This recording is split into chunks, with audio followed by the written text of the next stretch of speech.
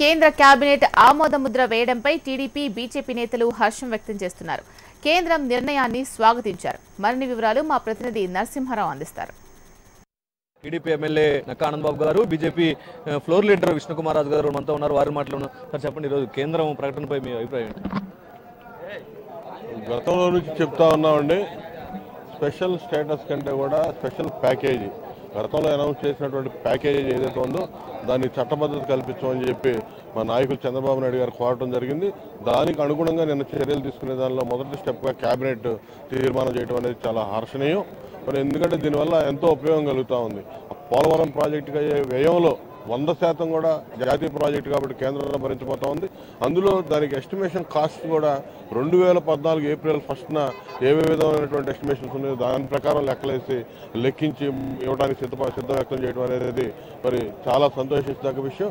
అదేవిధంగా EAP projects కూడా విదేశాల నుంచి తెచ్చుకున్నటువంటి అప్పులు కానీ వాటి మీద వడ్డీలు కానీ ఇవన్నీ కూడా కేంద్రమే 90% బరాయిస్తుంది అనేది మరి దీని ప్రత్యేక ప్యాకేజీలో ఉన్నటువంటి విధానం. కాబట్టి మనకి దాదాపు ఇప్పటికి 32,000 పైన ప్రాజెక్ట్స్ ఆల్రెడీ ప్రపోజల్స్ వెళ్ళి ఉన్నాయని చెప్పి మరి ప్రభుత్వం ద్వారా తెలుస్తూ ఉంది. ప్రభుత్వం ద్వారా మరి ఇవాళ పోలవరం ప్రాజెక్ట్ చూస్తే 40,000 కోట్ల దాకా సుమారు ఖర్చు అవుతా ఉంది. ఇదో 32,000 కోట్లు.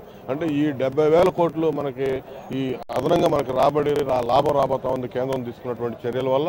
అదే స్పెషల్ స్టేటస్ ఉన్నటువంటి రాష్ట్రాలు ఒకసారి గమనించినట్టయితే అక్కడ ఉన్నటువంటి నిధులు కానీ వస్తున్నటువంటి నిధులతో పోల్చుకుంటే ఇది ఖచ్చితంగా ఎంతో ఉపయోగకరమైనటువంటి కార్యక్రమం. ఈ స్పెషల్ ప్యాకేజీ చట్టబద్ధత రావడం అనేది ఖచ్చితంగా పార్టీ శ్రేణులు కానీ అందరూ కూడా దీనికి హర్షం వ్యక్తం చేస్తా ఉన్నాం. చెప్పండి, కేంద్ర ప్రభుత్వం చట్టబద్ధత కల్పిస్తామని చెప్తుంది. అంతేకాకుండా కూడా ఈ ఎయిమ్స్ కానీ రైల్వేస్ కేంద్రం ఎలాంటి వైఖరి అవలంబించారు?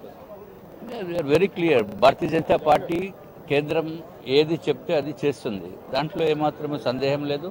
ఇప్పటి వరకు మన ఈ స్పెషల్ ప్యాకేజీని చట్టభద్రత లేదు అని చెప్పి రకరకాలుగా చెప్పడం జరిగింది. ఇప్పుడు ప్రతిపక్షం వాళ్ళకి కంప్లీట్గా వాళ్ళకి ఇంకా వేరే మాట్లాడేదానికి కూడా ఏం అవకాశం లేనటువంటి విధంగా మనకి చట్టబద్ధత తీసుకురావడం జరిగింది. అట్లాగే railway zone is going to come, there is no doubt about it. Railway zone Visakhapatnam హెడ్ క్వార్టర్స్గా మన ఆంధ్ర రాష్ట్రానికి రైల్వే జోన్ వచ్చి తీరుతుంది, దాంట్లో ఏమాత్రం సందేహం లేదు. కేబినెట్ చేసినటువంటి పోలవరం నిధులు కానీ అంతేకాకుండా ఆంధ్ర రాష్ట్రానికి ఇస్తున్నటువంటి ప్యాకేజ్ పై టీడీపీ బీజేపీ ఎమ్మెల్యేలు హర్ష వ్యక్తం చేస్తారు. కెమెరామెన్ అశోక్తో నరసింహారావు, HM TV, గుంటూరు.